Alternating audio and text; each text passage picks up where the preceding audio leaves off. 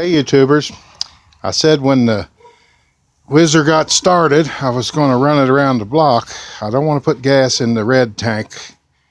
I cleaned it out real good. I don't run it once a year. Well, once every 10 years actually.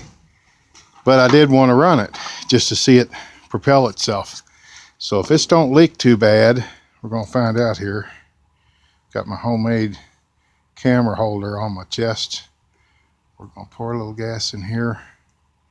If it don't leak real bad around the hose, and it's barely, there's one drip. There's another. I can deal with that. That's not bad at all. All right. You know you're cheap when you fix your gas can. The handle broke off of it. I had some old plumber's tape. Pop riveted me some handle on it. Did that in the middle of a 8-day generator running snowstorm a few years ago.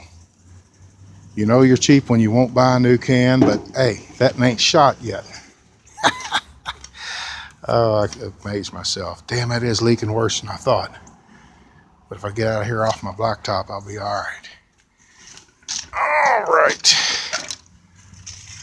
We'll go to the street.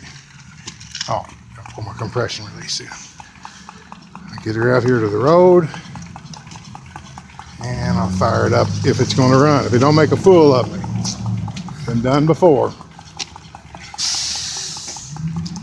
It be done before, it be done again. Oh hell, I still got on readers. I don't need them. Let me take these off.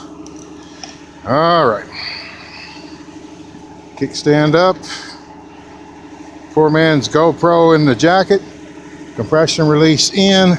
I'll try without the choke just because it's a freaking hassle.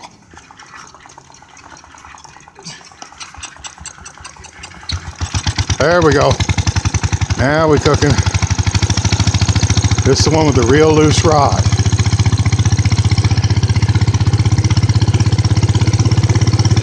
How you doing? And I just now noticed my handlebars are loose too. My headlight gets loose too. It's amazing what happens in the time that you forget. Let's see what this hill does for me. I'm 280 pounds. It's a pretty good hill. I'm gonna help it. I hope I got enough to make it around the block. I don't need to be doing no pedaling. I'm really slipping a little bit. Ain't no sound like it. I don't care if it does knock. It sounds better than all my other motorbikes rolled into one. I need to put some hardening Permatex around the threads on that screw-in fitting in the bottom of this plastic test can. Or maybe put an O-ring up on it or something. I'll come up with something good and safe. So I'm still going to drain it just because I'm paranoid of that kind of stuff. My mom put that fear in me. They lived on 100 and something acres when they were kids, didn't have running water, and the rule was you had to have buckets full of water before their dad would let them go to sleep at night because they didn't have electricity out there in the woods. So she and her brother would each take 2 buckets, go to the creek. Floyd Fork ran through their property, so our parents had money. She didn't. That's a whole nother story. It's kind of cruel. But anyway, they'd go to the creek and get water. One time during a lightning storm, they were coming back with the water, and lightning struck a tree real close to Mom and threw bark all over. Scared her so bad, by the time she got home, her buckets were completely empty. And ever since then, she was terrified of thunderstorms. Mom was a smart woman, but she couldn't get past the fear of a storm getting her. And I told her, I said, Mom, you've made it done to up in your 80s or your late 70s and you ain't got zapped yet.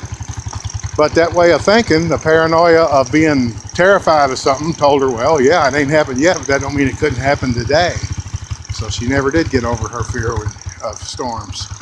She ain't got to worry about it now. I don't think it's storming in heaven, and I'm sure she made it there, so much for that. All right. that's it. I'll put it on YouTube. If y'all got a kick out of it or want to see any more, just keep looking for Wade Made Motorized Mayhem on YouTube, or John's Motorized Bikes, or Wade Made Motorized Bikes, or just under John Wade, W-A-D-E. Appreciate you watching. Bye-bye.